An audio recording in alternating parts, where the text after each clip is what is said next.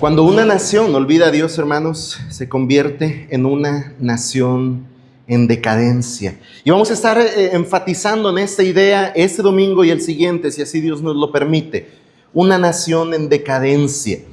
Hoy específicamente vamos a observar la primera parte de esta final exposición de Jueces, considerando la decadencia espiritual en la cual vive esa nación que ha olvidado a Dios. Una decadencia espiritual.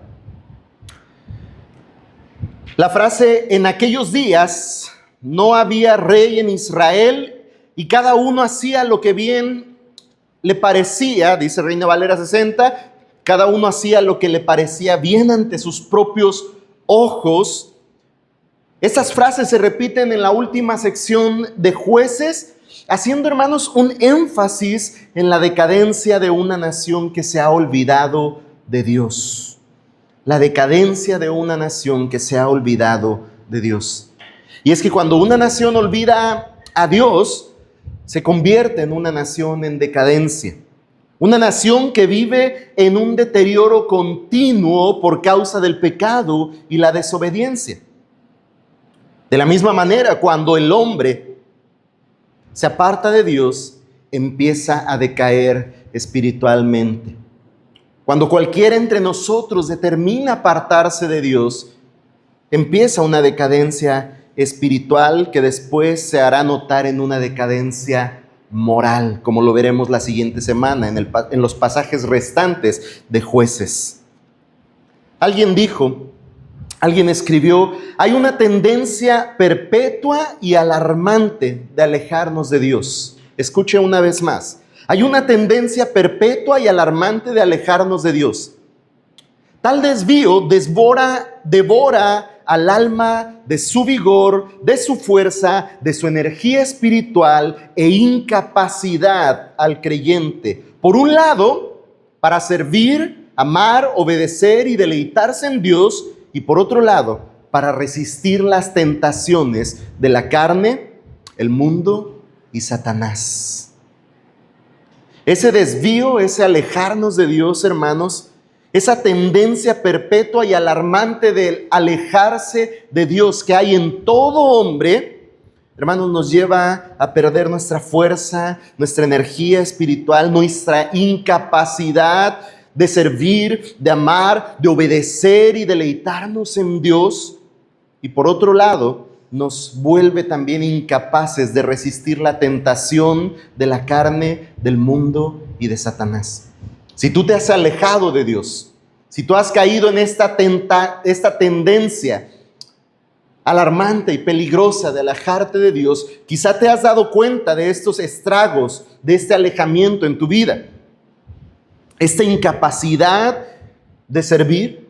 ¿Por qué hay tantos creyentes que no quieren servir? ¿Por qué hay tantos creyentes que les cuesta asistir a la iglesia? ¿Por qué hay tantos creyentes que les cuesta interactuar y convivir con sus hermanos y manifestar amor? ¿Y por qué hay tantos creyentes que les cuesta obedecer la palabra? ¿Y por qué hay tantos creyentes que carecen de deleite y gozo por el Señor y por su iglesia y por su obra? Porque hay tantos creyentes que no pueden resistir los deseos de su carne. Porque hay tantos creyentes que parecen atados al mundo aun cuando han proclamado ser libres en Cristo. Porque hay tantos creyentes siendo acechados por Satanás día tras día. Hermanos, quizás se debe a que te has alejado de Dios. Quizás se debe a que estás viviendo tu vida sin Dios. Y cuando tu vida se aleja de Dios, comenzarás en declive, comenzarás a decaer espiritualmente. Cuando una nación olvida a Dios, vive en una completa y recurrente decadencia espiritual.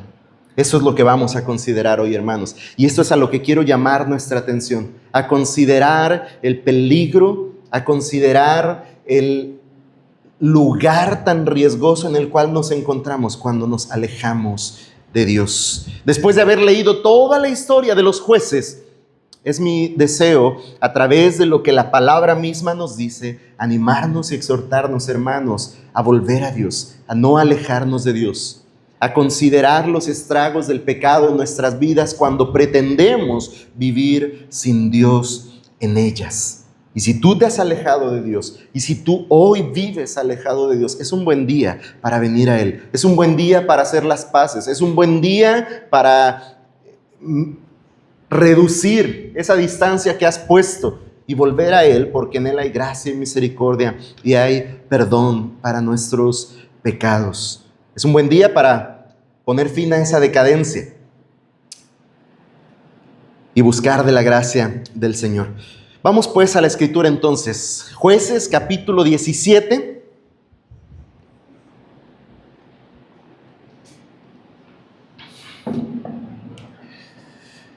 Y el primer precepto que quiero que observemos hoy tiene que ver con la decadencia en el hogar. Cuando una nación olvida a Dios, cuando el hombre olvida a Dios, va a sufrir primeramente una decadencia en el hogar. O quizá podemos decir, la decadencia comenzará por el hogar. El personaje que ocupa gran parte de esta historia en Jueces 17 y 18 es un hombre llamado Micaía. Parece ser un buen hombre, y preste atención a los énfasis que quiero hacer ahora. Parece ser un buen hombre, proviene de lo que parece ser una buena familia, de buenos israelitas, una familia, podríamos llamarle religiosa. Este hombre parece ser un buen hombre. De hecho, su nombre significa ¿quién es como Jehová? Hasta tiene un nombre que nosotros llamaríamos hoy en día cristiano, un nombre bíblico. Parece un buen hombre, ¿no? Hay muchos de entre nosotros que crecimos en la iglesia y tenemos nombres como estos, con significado bíblico. Parece un buen hombre. Parece provenir de una buena familia. Parece ser un buen israelita. Su nombre lo indica. ¿Quién es como Jehová? Alude al Dios de Israel. Dice el versículo 1. Había un hombre de la región montañosa de Efraín, llamado Micaía. Y él dijo a su madre: las 1100 monedas de plata que te quitaron, acerca de las cuales proferiste una maldición a mis oídos, mira, esa plata está en mi poder. Yo la tomé. Hermanos, Micaía ha robado una cantidad considerable de dinero a su madre. Y esto desencadena una serie de faltas a la ley y un sincretismo religioso que hace notar la decadencia espiritual en el hogar de Micaía. Ahí comienza la decadencia de la familia de Micaía. La casa de Micaía quizá pudiera ser tan solo un ejemplo de lo que en muchos hogares estaba pasando en esa época en Israel. Una entre no sé cuántas. O pudiera bien, hermanos, ser el ejemplo de lo que en algunos hogares hoy puede estar pasando entre las familias de esta iglesia.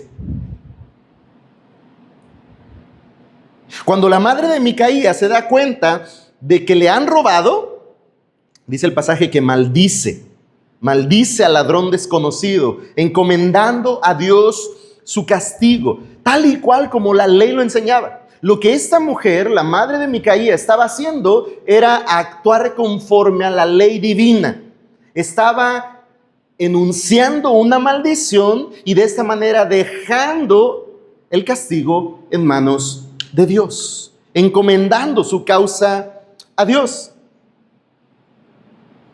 Dice el versículo 2: las 1100 monedas de plata que te quitaron, acerca de las cuales proferiste una maldición a mis oídos, mira, esa plata está en mi poder, yo la tomé. Parece entonces que esta mujer es una buena mujer también, que desea hacer lo correcto, lo que agrada a Dios, encomienda su causa a Dios, deja su caso delante de Dios para que sea Dios quien tome justicia por lo que le han robado. Pero ya al final del versículo 2 dice la escritura bendito sea mi hijo por el Señor, le dijo su madre. Entonces él devolvió las 1,100 monedas de plata a su madre y su madre dijo: yo de corazón dedico la plata de mi mano al Señor por mi hijo para hacer una imagen tallada y una de fundición. Ahora, por tanto, yo te la devuelvo. Parece una buena mujer. Tenemos a Micaía, quien confiesa su falta a su madre. Así es que parece ser también un hombre que desea hacer lo correcto. Pero aquí el corazón decadente de ambos hermanos comienza a descubrirse.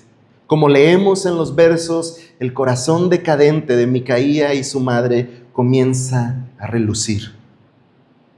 Hermanos, Micaía no se arrepiente genuinamente de su pecado. Es un hijo descubierto. Él solo ha confesado porque ha escuchado la maldición enunciada por su madre. De no haber escuchado esa maldición, seguramente no habría confesado que él tenía ese dinero. Y hasta se lo hubiera gastado ya. Pero escuchó la maldición de su madre y confesó que él tenía el dinero. Micaía es movido por temor a las consecuencias, hermanos, no por convicción genuina de pecado. Micaía ni siquiera cumple la ley. No está obrando conforme a la ley. Porque Micaía tenía que restituir más o menos el 120% de lo robado. Una quinta parte más, además de lo que había robado. Y después de esto tenía que sacrificar un carnero por medio del sacerdote. Tenía que ir al sacerdote y sacrificar, ofrecer una ofrenda. Por cierto, valga el énfasis, un sacerdote legítimo. Esto a raíz de lo que vamos a ver en la lectura más adelante. Micaía tenía que ir al sacerdote y ofrecer una ofrenda por su falta. Pero Micaía no estaba siguiendo ninguna de estas cosas, solamente movido por el temor a las consecuencias de su pecado, le dice a su mamá: yo tengo ese dinero. No muestra un verdadero arrepentimiento, no muestra una convicción por el pecado. Se esperaría que la madre corrija el mal proceder de este hombre. Pero antes que eso, hermanos, ¿qué vemos? La madre de Micaía busca anular su maldición, enunciando ahora una bendición para su hijo. Bendito sea mi hijo. ¿Cómo? ¿Una bendición para el que ha hecho mal? O con palabras más crudas, ¿una bendición para el ratero? Y quizá las madres están diciendo: es que es su hijo. He ahí el problema, hermanas. He ahí el inicio de la decadencia. Es que su hijo le salió tan chulo, está tan bello. Y entonces la madre de Micaía pasa por alto la falta de su hijo. Y ahí empieza la decadencia, hermanos. Y ahí sigue la decadencia. Comienza el descenso. Comenzaron por pasar por alto lo que Dios dijo por medio de su palabra. Escuche bien esto. Comenzaron por pasar por alto lo que Dios dijo por medio de su palabra. A lo que Dios llama malo, ellos lo empiezan a llamar bueno. Quizá no literalmente, pero lo están aprobando como bueno. Y este hogar de la tribu de Efraín comienza a decaer espiritualmente. Como leímos en el verso 3, entonces él devolvió las 1,100 monedas de plata a su madre, y su madre dijo: yo, de corazón, dedico la plata de mi mano al Señor por mi hijo, para hacer una imagen tallada y una de fundición. Ahora, por tanto, yo te la devuelvo. En una mezcla de conceptos religiosos, hermanos, la madre de Micaía dedica el dinero robado al Señor. Escuche bien esto: dedica dinero robado al Señor y lo dedica por un ladrón. Eso es lo que la madre de Micaía está haciendo. Esta supuesta ofrenda, hermanos, no cumplía en ningún sentido con lo establecido en la ley. De ninguna manera esta supuesta ofrenda dedicada de la madre de Micaía hacia el Señor cumplía con lo establecido por la ley. No era ni la persona que la debía presentar, no era tampoco la forma en la que debía ser presentada y no era a través de los medios mediante los cuales debía ser presentada. Era la persona que había faltado, era quien había pecado, quien debía ir al sacerdote para entregar un cordero sacrificado como ofrenda por el pecado. Así la ley lo estipulaba. Pero ¿quién está en este pasaje entregando la supuesta ofrenda? ¿Qué es la ofrenda? ¿A nombre de quién la está entregando? Ahora, ¿dónde está el sacerdote?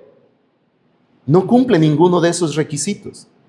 Es una mezcla de conceptos religiosos. ¿Por qué una mezcla de conceptos religiosos? Porque parecen tener presente la ley de Dios, pero por otro lado, ofrecer este oro para apaciguar a su Dios parece más bien una costumbre cananea.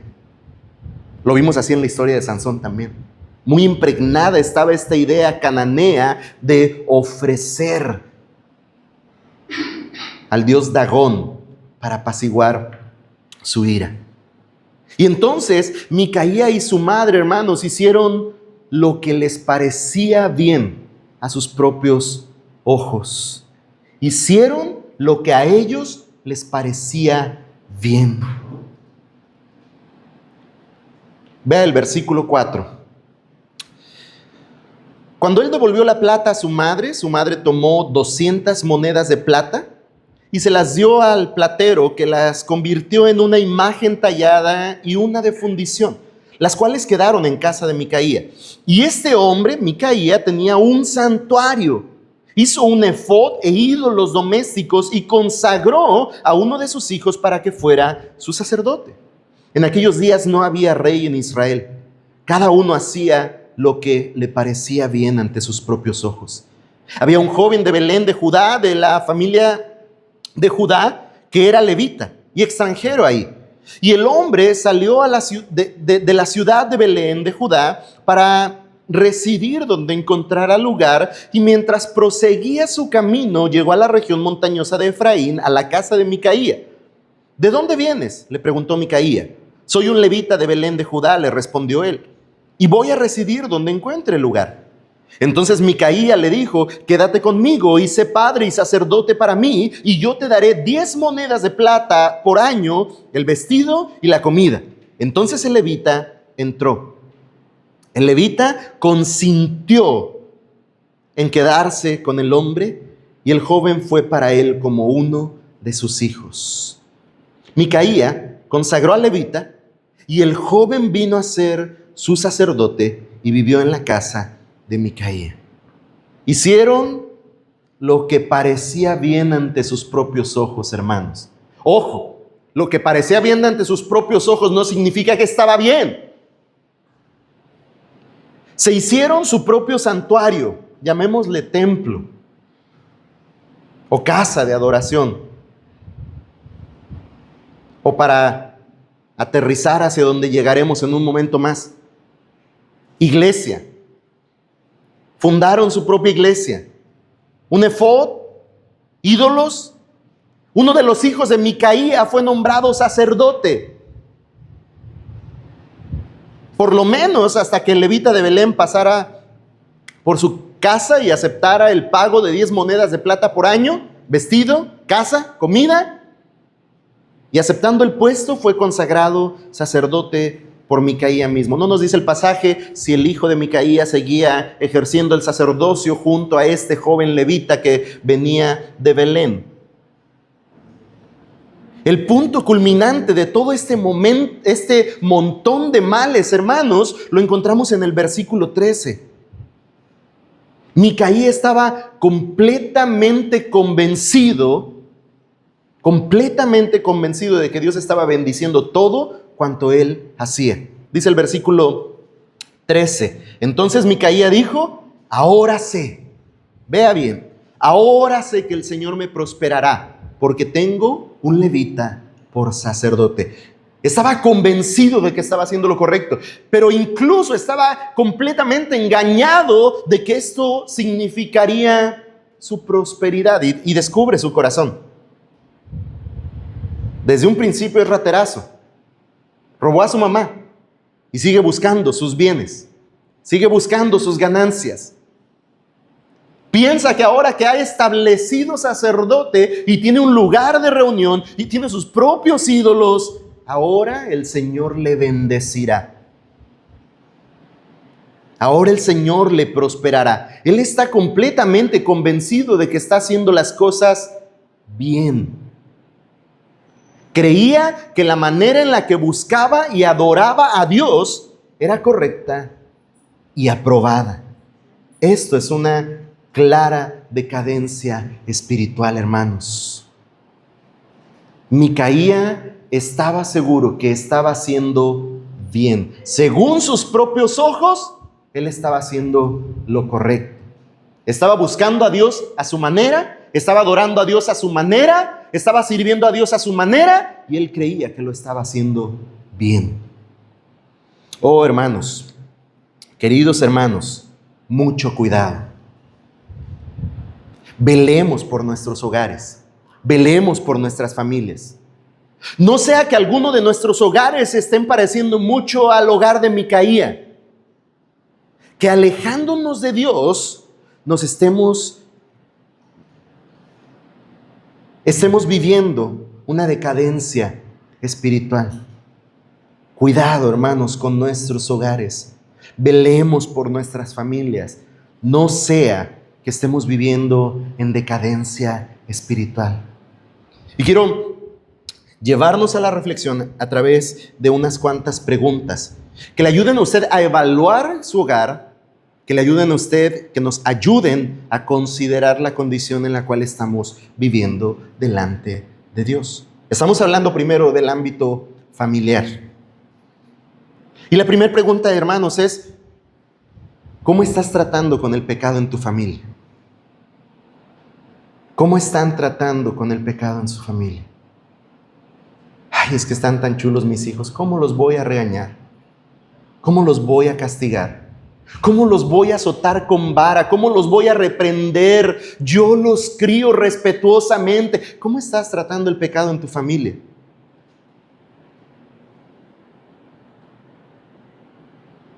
Quizás estás tolerando e incluso solapando el pecado de los tuyos. ¿Estás siendo consciente del pecado en el cual están incurriendo tus hijos? ¿Y qué estás haciendo, querido hermano, querida hermana? ¿Qué estás haciendo? ¿Cómo estás tratando con ese pecado? Que tu trato no sea como el de la madre de Micaía. La Escritura nos instruye en cómo debemos tratar el pecado entre nosotros. La Escritura nos instruye a funcionar como jueces entre los nuestros. Yo sé que la mayoría de veces nos encanta más apelar al concepto de que no debemos juzgar, pero entre los creyentes la Escritura nos enseña a ejercer un juicio entre nosotros, como creyentes. Si tus hijos, si tu esposo son creyentes, exhorta, reprende. No dejes de llamar al pecado, pecado. No dejes de llamar a lo malo, malo. No empieces a llamar bueno a lo que no es bueno delante de Dios. No toleres, mucho menos solapes el pecado en tu casa, hermano, querida hermana. Y si no son creyentes, aún así no dejes de enmarcar lo que es incorrecto. Porque el hombre que no teme a Dios, el hombre que no tiene a Cristo en su vida, el hombre que no reconoce el Evangelio en su corazón, de todos modos tiene una conciencia que le acusa y reconoce lo que es bueno y lo que es malo. Todo hombre y toda mujer sobre esta tierra sabe lo que es bueno y lo que es malo. Aún cuando niegue a Dios, aún cuando no reconozca a Cristo como Salvador. Todos somos conscientes de lo que es bueno y lo que es malo. Desde el más chico en tu casa hasta el mayor, todos tenemos una conciencia de lo que es bueno y lo que es malo. No dejes de enmarcar el pecado como pecado. No dejes de llamarlo por lo que es. No toleres y no solapes el pecado. Reprende, corrige, instruye conforme a la verdad. Haz saber las consecuencias del pecado a los tuyos y haz valer las consecuencias también. Si dices, te voy a dar, dale. No digas, ay, bendito de mi niño ratero, tan chulo que me salió. No, traerá consecuencias para tu hijo, para ti y para tu hogar. Una decadencia espiritual en la cual después quizá pienses que sea demasiado tarde. Porque puede que no. Hay gracia también, ¿verdad? ¿Cómo estás tratando con el pecado en tu familia? Segunda pregunta, ¿qué tan fieles están siendo en su hogar? ¿Qué tan fieles están siendo al estudio, meditación y aplicación de la palabra de Dios en casa? Porque vemos aquí a Micaía y a su madre que seguro que tenían conocimiento de la ley. Que seguro que tenían, quizá aunque mezclado, conocimiento de lo que Dios había dictado para su pueblo Israel. Pero no estaban interpretando, no estaban aplicando, no estaban obedeciendo conforme a lo que la ley misma decía. ¿Cómo tu hogar se está dedicando al estudio, meditación y aplicación de la palabra de Dios? Hermano, no solo pienses en lo individual.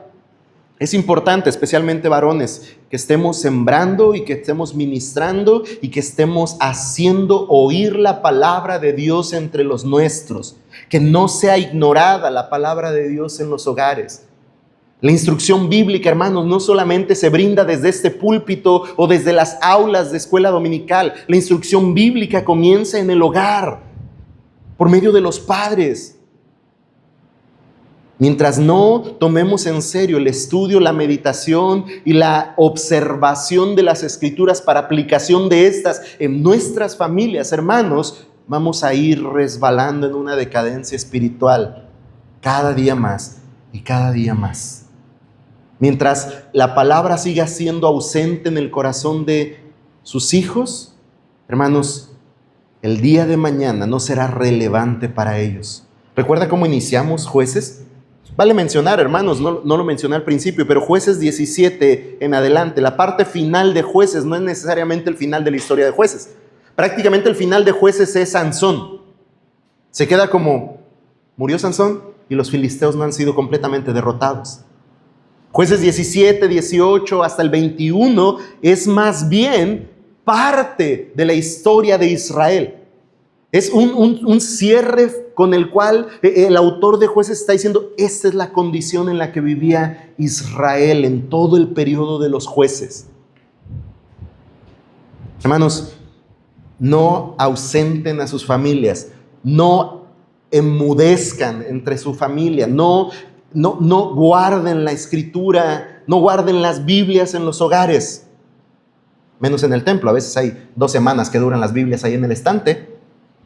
Nos vemos tentados a remodelarlas, reconstruirlas y venderlas, porque parece ser que no tienen uso en las casas. Queremos pensar y asumir que tienen muchas otras más en casa y por eso dejan una descansando aquí.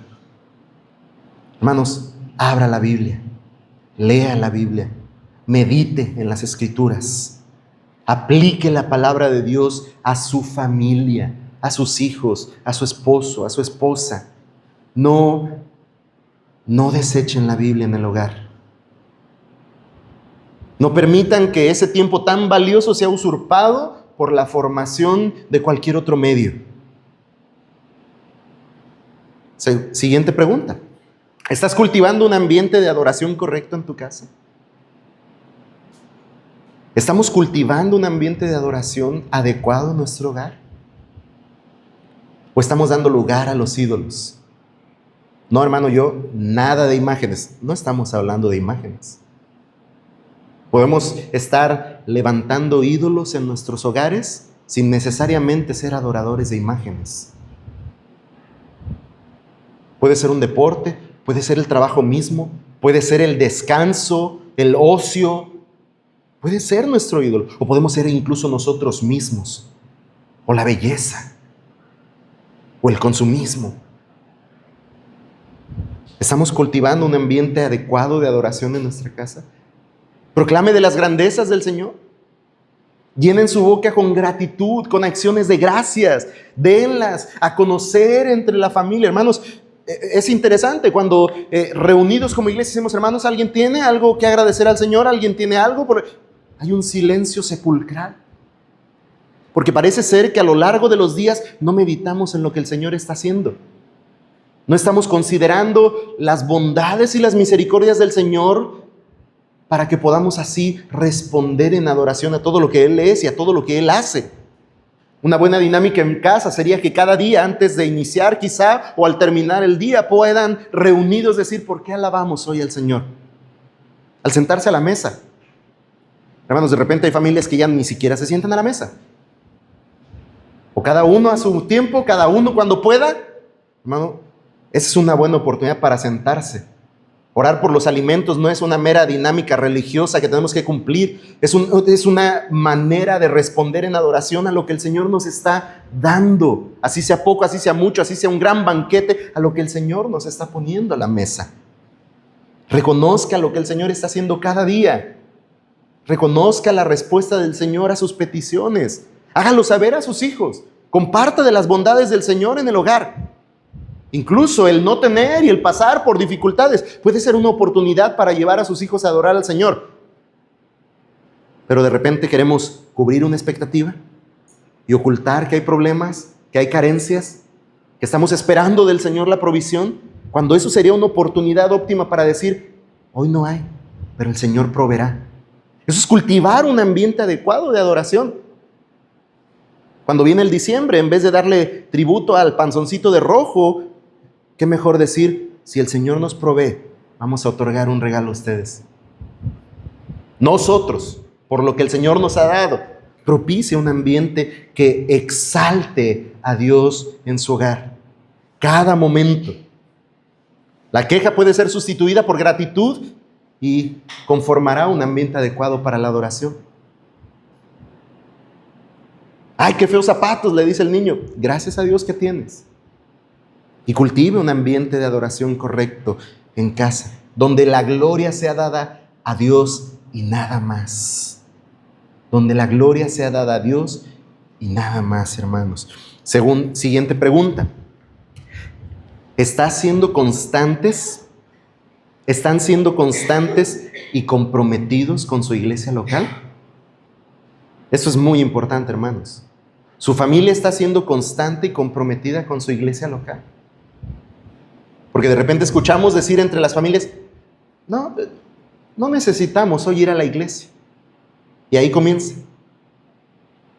Después es no necesitamos la iglesia. Nosotros vamos a buscar a Dios a nuestra manera. Aquí vamos a hacer nuestro pequeño culto familiar. Aquí vamos a adorar al Señor. Aquí vamos a orar, aquí vamos a leer la Biblia. Hay familias que así se quedaron después del 2020. Ven predicaciones en internet, se sientan ahí, oran ahí, dizque leen ahí. Bueno, cuando menos en el 2020. Porque ese fuego estoy seguro que en muchos de esos hogares se fue apagando. ¿No? Recuerdo que cuando empezó esto de las transmisiones en el 2020, pues uno se bañaba, se alistaba, cuando menos yo, como si fuera a ir a la iglesia, tal y cual todo. Arreglado, peinado, bañado. Bueno, lo de peinado lo dejamos pendiente, pero listo para la conexión en internet. Y se hablaba de familias que así comenzaban y después en pijamas, y después ya no se levantaban desde la cama, y después desayunando, y todos aflojerados, medio escuchando el sermón. Hermanos, eso es muy común. Alguien que deja de tener comunión con su iglesia local, una familia que se aleja del vínculo con la familia de Dios, empieza a enfriarse y empieza a abandonar aquellas disciplinas a las cuales sometió de principio a su familia, la lectura, la oración, y poco a poco empiezan a dejar de hacerlo.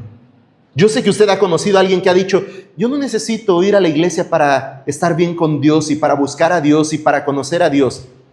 ¿Cuánto le duró ese ánimo? Estoy seguro que prácticamente nada. Y al poco tiempo dejó de leer, dejó de orar, dejó de buscar. Hermano, asegúrate que tú y tu familia estén siendo constantes y comprometidos con su iglesia local. Cuando digo constantes es, asistan con regularidad. No dejen de congregarse como algunos tienen por costumbre. Y cuando digo comprometidos es involúcrense, vivan la vida de iglesia. No salgas corriendo, saluda, sonríe, platica, ora, comparte. Busca a tus hermanos fuera del tiempo de iglesia, el día domingo. Sé parte de la iglesia, sirve a tu iglesia, involucra a tu familia en la vida de iglesia. Haz saber a tus hijos que ellos son parte de la vida de la iglesia. Ellos no vienen a ser entretenidos allá mientras nosotros estamos aquí recibiendo lo que venimos a recibir. No, ellos también vienen a recibir, ellos también vienen a adorar, ellos también vienen a servir, ellos también vienen a ser parte de la comunidad de creyentes que es la iglesia. Involucra a tu familia. La iglesia es un vínculo familiar, no es para adultos y nada más.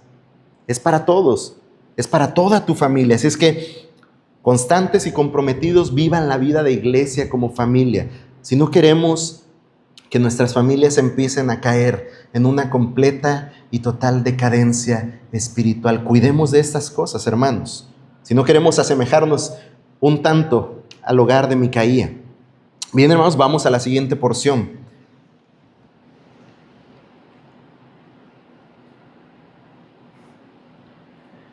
Y hablemos ahora de la decadencia en la iglesia.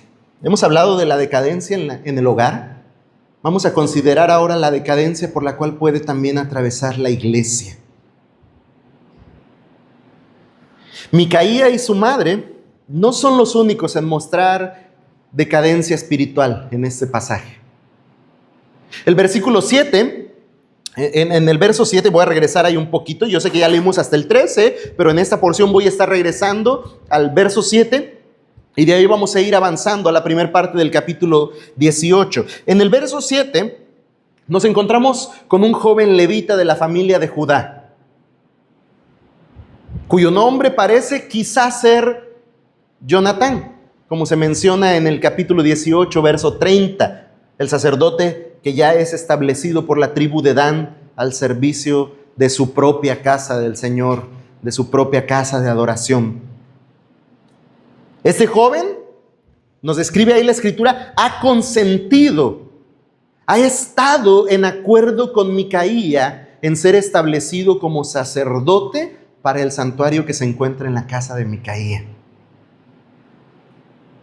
No pierda de vista que es un levita. Es uno de esos hombres que han sido apartados para el servicio a Dios, que han sido, y la mejor palabra es consagrados.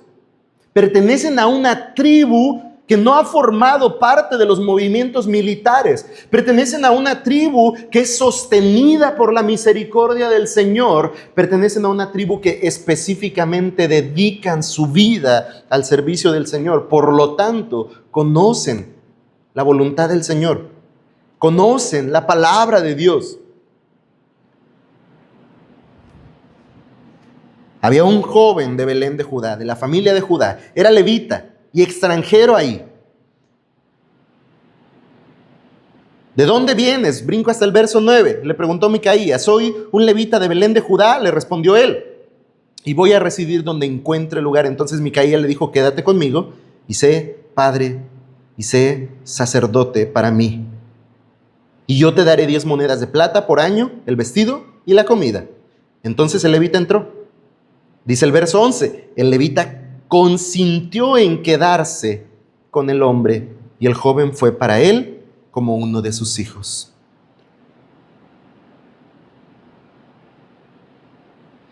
Ahora el joven levita tampoco era el único cometiendo un mal al aceptar ser parte de las acciones incorrectas de Micaía.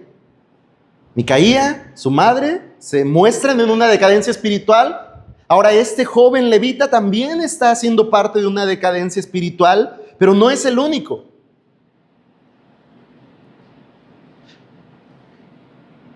¿Por qué razón? Me surgió esta pregunta y fue muy importante, fue interesante. ¿Por qué razón estaba viajando? Este joven es viajero, es extranjero. ¿Por qué razón estaba viajando? Y no es la primera vez que en busca de un lugar donde residir este joven está viajando. Porque cuando se refiere a él como uno que proviene de Belén, lo enuncia como extranjero en Belén. Porque en Belén no residían levitas. Él era extranjero en Belén como lo era ahora en la región montañosa de Efraín. Hermanos, el punto es que tal parece que Israel se ha olvidado de sus levitas. Han dejado el lugar de reunión, y esto implica que han dejado de celebrar las fiestas, que han dejado de ofrecer ofrendas, y por ende los levitas han quedado sin sustento y ahora tienen que buscar un lugar donde residir. Así es que el levita no es el único que está en decadencia espiritual. Llamémoslo de esta manera: la religión, la iglesia judía, está en una decadencia espiritual. Parece ser que los templos han sido abandonados, la adoración ha cesado, las ofrendas no están presentes, los levitas están buscando su sustento. El descuido que Israel ha tenido del templo y sus servidores, hermanos, es una evidencia de su decadencia espiritual. Esa es una evidencia de su decadencia espiritual. Ellos han dejado de sostener a los servidores del templo. Aunque este hecho para nada justifica que aquel joven levita haga lo incorrecto por salario y por hogar, como lo dice en el versículo 11. Ahora, hermanos, vamos a otro punto referente a esto. Ya hablamos de levita, ya hablamos del pueblo judío. Regresemos a Micaía un poco. Micaía realmente no conocía a este joven, hermanos. No conocía absolutamente nada de él. Él simplemente se presentó como levita. ¿Pudo serlo? Como también pudo no serlo. Él pudo haber dicho: yo soy levita. ¿Pudo ser alguien fiel y temeroso a Dios? Como pudo no serlo. Pero ninguna de estas cosas fue sinceramente considerado por Micaía. Él simplemente quería un servidor de Dios para su pequeña iglesia familiar, para su pequeño templo. Y fue lo que encontró en este joven levita. ¿Qué tan fiel era? ¿Qué tan sabido era de la ley? ¿Por qué andaba vagando? No le importó a Micaía. Él simplemente se sintió alegre de que ya tenía un sacerdote para su templo, y un sacerdote de la tribu de Leví. Ni siquiera se cercioró si verdaderamente era de la tribu de Leví. Podría decir, ni siquiera se cercioró si era israelita, pero eso sí era un distintivo que podían ellos identificar entre ellos mismos, ¿verdad? Así es que esto no fue relevante para Micaía. Después encontramos a la tribu de Dan. No vamos a profundizar completamente en ellos porque en la siguiente sección vamos a adentrarnos un tanto más a ellos. Por el momento centremos la atención en los 5 de ellos que se mencionan como exploradores de la tierra. Ahí en el capítulo 18 comienza diciendo: en aquellos días no había rey en Israel. Otra vez se repite esta frase. Y por aquel tiempo la tribu de los danitas buscaba para sí una heredad donde habitar. De esto vamos a hablar más adelante. Dice ahí el verso 1: porque hasta entonces ninguna heredad se le había asignado como le correspondía entre las tribus de Israel. Versículo 2: los hijos de Dan enviaron de su tribu, de entre todos ellos, a 5 hombres valientes de Sora y Estaol, a reconocer la tierra y a explorarla. Y les dijeron: vayan, exploren la tierra. Y llegaron a la región montañosa de Efraín, a la casa de Micaía, y se hospedaron ahí. Cuando estaban cerca de la casa de Micaía, reconocieron la voz del joven levita. Y llegándose allá le dijeron: ¿Quién te trajo aquí? ¿Qué estás haciendo en este lugar y qué tienes aquí? Él les dijo: así y de esta manera me ha hecho Micaía, me ha tomado a sueldo y ahora soy su sacerdote. Y le dijeron: te rogamos que consultes a Dios para saber si el camino en que vamos será próspero. El sacerdote les respondió: vayan en paz, el camino en que andan tiene la aprobación del Señor. Hermanos, estos 5 hombres, dice el pasaje, conocieron la voz del levita cuando llegaron cerca de la casa de Micaía. Así que vinieron a él, pero hermanos, lo que llama mi atención es que estos hombres no estaban realmente preocupados porque había un levita en esa capilla particular, o en ese templo particular, en ese templo familiar. Más bien estaban interesados en que el levita consultara a Dios por ellos. Y eso es algo interesante. Estos hombres danitas, una de las tribus de Israel, tienen una perspectiva idólatra de Dios. Tienen una perspectiva idólatra de Dios. Y tal parece ignoran su palabra. Él ya les había dicho dónde vivir. De esto vamos a profundizar más en adelante. Pero Dios ya les había dicho dónde vivir a la tribu de Dan. Pero ellos ignoraron la voz de Dios. Y se detienen en el santuario de Micaía y le piden al sacerdote levita que le pregunte a Dios si su viaje exploratorio tendrá éxito. Hermanos, la tribu de Dan es una tribu que evidentemente ha ignorado la voz de Dios. Pero ahora resulta que consultan a un pseudo predicador, vamos a llamarle de esta manera. Consultan a un pseudo predicador para que él les haga saber la voz de Dios. Si Dios les bendecirá en este proyecto de tomar la tierra por heredad. Y estos hombres están buscando a Dios según su conveniencia. Es evidente que estos hombres están buscando a Dios según su conveniencia. Muy probablemente en su viaje a la región de Efraín, estos hombres habían pasado por Silo, por Silo.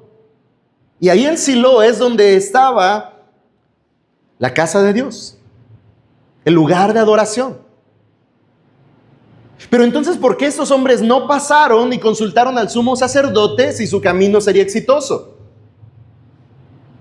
¿Les pareció mejor consultar al levita contratado en una pseudo iglesia para saber si Dios bendeciría su camino?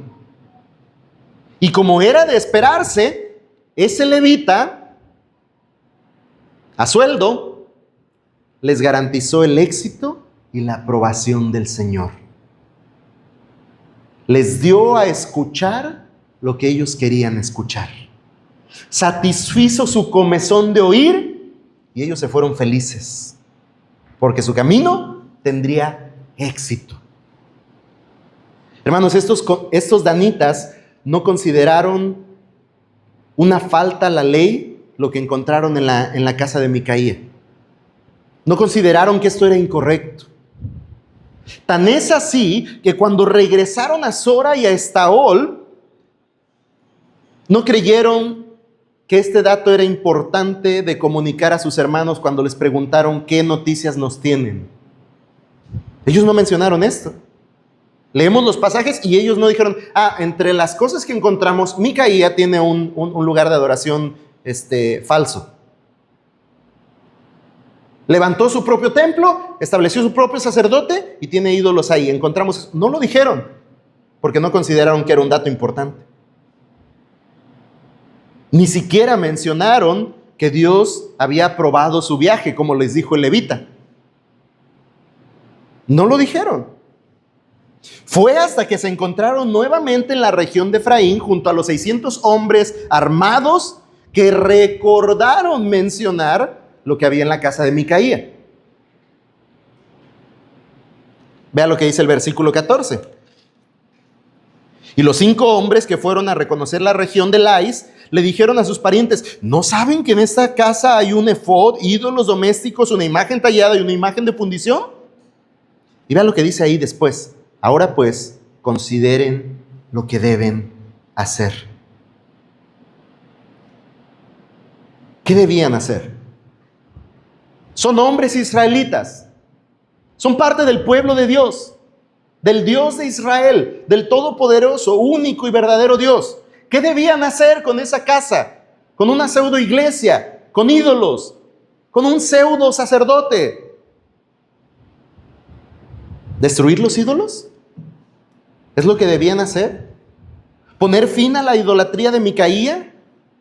¿Llamarlos a adorar al único Dios vivo y verdadero? Quizá es lo que debían hacer, pero no es lo que hicieron. Versículo 15. Ahí se desviaron y llegaron a la casa del joven levita, la casa de Micaía, y le preguntaron cómo estaba. Y los 600 hombres armados con sus armas de guerra, valga el énfasis ahí, que eran de los hijos de Dan, se pusieron a la entrada de la puerta. Nada intimidadores. Y los 5 hombres que fueron a reconocer la tierra subieron y entraron ahí y tomaron la imagen tallada, el efod, los ídolos domésticos y la imagen de fundición, mientras el sacerdote estaba junto a la entrada de la puerta con los 600 hombres con armas de guerra. Cuando aquellos entraron a la casa de Micaía y tomaron la imagen tallada, el efod, los ídolos domésticos y la imagen de fundición, el sacerdote les dijo: ¿qué hacen? Ellos le respondieron: calla, pon la mano sobre tu boca y ven con nosotros, y sé padre y sacerdote para nosotros. ¿Te es mejor ser sacerdote para la casa de un hombre o ser sacerdote para una tribu y familia de Israel? Y se alegró el corazón del sacerdote y tomó el efod, los ídolos domésticos y la imagen tallada y se fue en medio del pueblo. Ellos entraron en la casa de Micaía para llevarse la imagen tallada, no para destruir, para llevarse la imagen tallada, el efod, los ídolos domésticos y la imagen de fundición con todo y el sacerdote. Así es que antes que corregir el mal en la casa de Micaía, esos hombres danitas hicieron exactamente lo mismo. Se hicieron de ídolos, conformaron su propio sistema de adoración y establecieron su propio sacerdote, todo según sus conveniencias, no conforme a la palabra de Dios misma. Y esto nos lleva ahora también a nosotros a esta reflexión, hermanos. ¿Qué norma la vida de la iglesia? ¿Cuál es la autoridad? ¿Cuál es el precepto que norma la vida de la iglesia? No solo en cuanto a su gobierno, es muy importante que establece los preceptos que dictan la forma de gobierno de una iglesia, sino también su vida de adoración, su enseñanza. ¿Qué norma la vida de la iglesia? Hermanos, nos encontraremos en una decadencia espiritual si como iglesia nuestra norma máxima de autoridad no es la palabra de Dios.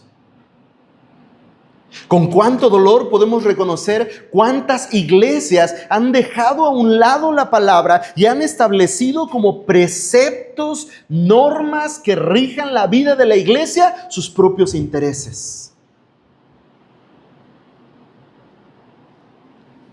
Diré esto y no porque yo sea pastor, sino porque es una realidad. ¿Cuántos pastores han sido echados de las iglesias simplemente porque a una familia dominante de la iglesia no le gustó algo que el pastor dijo, algo que el pastor enseñó?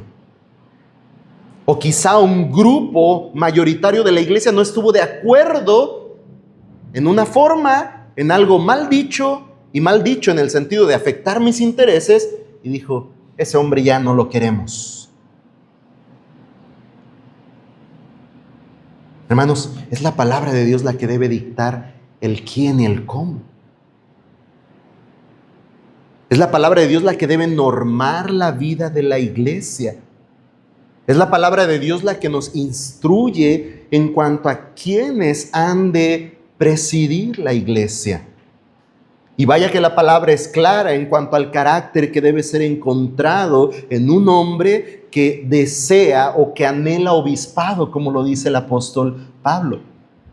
El que anhela obispado, dice la Escritura, buena obra desea, pero es necesario que. Y entonces empieza a dictar una serie de cualidades de carácter que necesitan encontrarse en aquel que anhela obispado. Hermanos, Micaía no consideró nada de esto en cuanto al joven levita. Y si la iglesia no quiere caer en una decadencia espiritual, siempre que instituya, que establezca liderazgo, la palabra debe ser la guía y autoridad máxima para que un hombre pueda ser establecido delante de la iglesia para servir al Dios vivo y verdadero. No según mis preceptos, no según mis deseos, no según mis afectos. Hermanos, de repente un hombre puede ser pues muy carismático, puede conquistar y puede la iglesia decir, ese parece uno bueno. Pero podemos caer en el error de Micaía y decir, no sé nada de ti, pero me caíste re bien, ven y sirve. Hermanos, la Biblia debe ser el patrón y guía. Y si la Biblia dice sí, es sí. Si la Biblia dice no, es no. Si la Biblia dice buena obra desea, pero es necesario que, se debe responder a lo que la Biblia misma diga. La Biblia no muestra indicio alguno de la autoproclamación, hermanos. Como lo hizo este joven levita o como lo hizo Micaía, la Biblia no muestra indicio alguno de la autoproclamación ni la autoconformación de iglesias ni ministros. Lo que vemos en la Escritura, en el Nuevo Testamento, es más bien un orden en el cual son enviados, son designados. Imponían manos sobre ellos como señal de que habían sido enviados por la iglesia. La iglesia, una iglesia establecida, una iglesia instituida, enviando obreros a la mies para que más iglesias pudieran ser establecidas. Ese es el patrón que vemos en la iglesia. No un levita buscando salario y dice, bueno, aquí hay oportunidad, aquí siembro mi propia iglesia, aquí siembro mi propio pueblo, aquí busco mis propios intereses. La Biblia incluso instruye a la iglesia, nos instruye, hermanos, y específicamente instruye al obrero que no sea uno que procure ganancias deshonestas. Dice la Escritura que el obrero es digno de su salario. Y si bien, como vimos en esta reflexión, en esta imagen de el levita, de Micaía y los 5 danitas, hermanos, la iglesia tiene una responsabilidad. Nuevamente lo digo, no por ser yo, sino a cualquiera que sirva la iglesia en cualquier determinado tiempo de la historia de esta iglesia local. La iglesia tiene una responsabilidad de velar por el bien, por el cuidado, por el sustento de sus obreros, porque dice la Escritura que el obrero es digno de su salario. Pero también la Escritura dice que este obrero no debe servir por ganancia deshonesta. No se trata simplemente de un salario para que cumpla ciertas funciones. No se trata de abandonarles porque han sido asalariados. Esto siempre me recuerda mucho al hermano Moy. Luego le cuento, cuando me invita un café o una coca, le cuento por qué me recuerda al hermano Moy. Mi esposa sabe bien de lo que hablo. Y algunos de ustedes quizá, conociendo al hermano Moy, saben a qué se refería él cuando hablaba de un obrero asalariado. A lo que quiero llevarnos a reflexionar, hermanos, es que somos un cuerpo en el Señor. Somos una iglesia que debe vivir en armonía y en conjunto debemos trabajar para hacer la obra que el Señor nos ha llamado a hacer. No lo debemos dejar en manos de un asalariado, no lo debemos dejar como una tarea asignada a alguien que recibe a sueldo por hacer tal o cual tarea. Es una bendición del Señor recibir el sustento para hacer la obra del Señor, pero esa obra tiene que ser hecha en conjunto con el cuerpo de Cristo. No abandonemos al obrero que es digno de su salario, cuidemos también su corazón, que no sirva por ganancia deshonesta. Seamos fieles en lo que el Señor nos llama a hacer como iglesia del Señor, cuidando de aquellos que sirven, Seamos fieles también en observar bíblicamente el carácter de aquel que anhela obispado, porque buena obra desea, pero es necesario que cubra las expectativas no de la iglesia, no de los miembros, sino de la Escritura. Y dicho de manera más concreta, de Dios mismo. Hermanos, es según la voluntad de Dios que Él establece siervos para su iglesia. Es según la voluntad de Dios que Él levanta a su iglesia. Es según la voluntad de Dios que Él mueve a su iglesia. Pero nosotros tenemos que ser también fieles, hermanos. Debe ser la palabra de Dios proclamada con fidelidad. Debe ser la palabra de Dios anunciada sin temor a que éste enfrente rechazo. ¿A qué me refiero con esto? Hermanos, esta reflexión gira en torno también al hecho de que aquellos 5 danitas buscaron escuchar lo que querían escuchar. No fueron al sumo sacerdote. No fueron a consultarle a él acerca de su viaje, su expedición, si tendría éxito. Les pareció bien consultar a aquel joven levita que encontraron en la casa de Micaía. Por cierto, se lo toparon por accidente. No pensaban consultar a nadie para seguir el viaje. No pensaban consultar a Dios. La palabra de Dios no fue relevante para ellos, pero cuando consideraron escuchar la palabra de Dios, les pareció mejor escuchar algo que les fuera favorable. Hermanos, una iglesia que vive en decadencia es una iglesia que ha olvidado anunciar la palabra con fidelidad. Una iglesia que ha diluido el mensaje de las Escrituras es una iglesia que vive en decadencia. Una iglesia que transforma su mensaje para que no sea ofensivo. Una iglesia que transforma su mensaje para que no hiera a los oyentes. No les llames pecadores porque se van a sentir y ya no van a venir, ya no van a escuchar. Diles palabras amables, diles palabras es más, cuéntales chistes, muchos chistes para que se entretengan y para que no se duerman.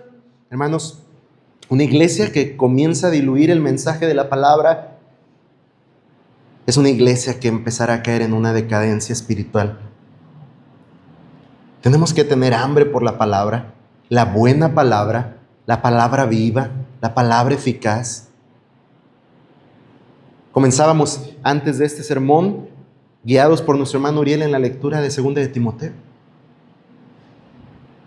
Hablando acerca de esta palabra que es viva y eficaz. Esta palabra que es útil, hermanos. Una palabra útil para todo aspecto de vida y fe en los hombres. Así es que si como iglesia no queremos vivir en decadencia espiritual, habremos de prestar completa atención, dice la Escritura, que hacemos bien en estar atentos a esta palabra profética. Hacemos bien en estar atentos a la palabra de Dios, hermanos. Pero procuremos la palabra de Dios con fidelidad. Eso nos hace responsables a ambos, a usted como oyente y a mí como predicador. Yo tengo que servir buena palabra de Dios, fiel palabra de Dios a ustedes. Y su responsabilidad es recibir bien esa palabra, escuchar y responder a esa palabra. Prepararse para venir cada domingo y recibir la palabra de Dios, hermanos, es una disciplina que será útil para la vida de la iglesia. Traiga su Biblia, traiga su cuaderno, venga hambriento, venga deseoso, venga despierto, descanse para que no se duerma en el sermón. Eso es parte de prepararse para venir y recibir bien la palabra del Señor. Para empezar, venga. No menosprecie, y no lo digo por ser yo, cualquiera que sea que le enseñe, no menosprecie el tiempo dedicado de alguien que preparó el mensaje de la palabra de Dios para que usted ese domingo diga, hoy no voy a ir. Recibamos con gusto, con agrado, recibamos con deseo la palabra de Dios viva. Hay una responsabilidad más de la cual no debo dejar de hablarle. Y es que si un servidor o cualquiera detrás de este púlpito no está siendo fiel a la palabra del Señor, ustedes como iglesia tienen que hacerlo saber también. La iglesia no debe permitir que desde el púlpito cualquier cosa que tenga nombre de Dios o supuesta palabra de Dios sea anunciada desde aquí. Aunque nos rasque mero donde tenemos cosquilla. Dice la Escritura que llegarán tiempos en que teniendo comezón de oír se amontonarán. Y suena como esos 5 danitas. Ay, aquí mero, eso, levita aquí, ráscanos aquí, ahí merito. Y se acomodaron a las palabras del levita. Hermanos, que no sea así nunca en esta congregación. Que tengamos hambre y expectativa de la palabra fiel de Dios, proclamada y anunciada. De lo contrario, estaremos a punto de caer en una completa y total decadencia espiritual. Hoy nos vamos a detener aquí. Vamos a dejar aún una porción del capítulo 18 y los versos y los capítulos restantes para seguir hablando de la decadencia espiritual, de la decadencia de Israel, para seguir hablando de la decadencia en la cual el hombre puede incurrir si persiste en vivir su vida alejado de Dios. Pero mientras tanto hoy, no olvidemos, hermanos, los preceptos que nos han sido anunciados por la palabra, si no queremos que nuestra familia viva en decadencia espiritual, si no queremos que nuestra iglesia viva en decadencia espiritual. Que el Señor nos dé de su gracia y que el Señor nos ayude a serle siempre fieles, hermanos. Que el Señor nos ayude a temer reverentemente su nombre para hacer su voluntad. Que el Señor nos ayude a no olvidarnos de Él, de sus preceptos, de sus mandamientos. Que el Señor nos ayude a no alejarnos de Él. Pero si nos hemos alejado, si su familia está viviendo hoy una decadencia espiritual por causa de haber hecho a un lado a Dios, vuelva hoy a Él. Varones, tomen la iniciativa. Traigan a sus familias al Señor. Rindan a sus familias al Señor. Confiesen sus pecados y vengan a Él. Busquen al Señor con todo su corazón. Iglesia, si acaso hubiese evidencia en nuestras vidas de que estamos cayendo en una decadencia espiritual, arrepintámonos de nuestro pecado. Volvamos al Señor.